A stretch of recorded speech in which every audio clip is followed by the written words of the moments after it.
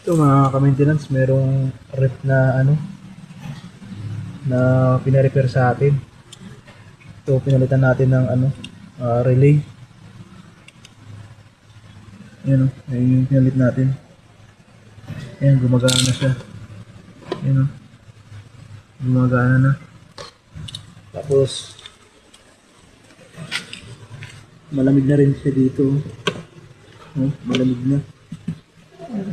Malamig na. Ito lang palang sira. Yung relay niya pala. Pumipitik kasi siya kaya kala ko kakarga ng preyon. Buti na lang relay lang. Pag check ko relay yung yung sira kasi pumipitik siya eh. Pagka sinaksak mo, aandar tapos tick, gumaganon siya.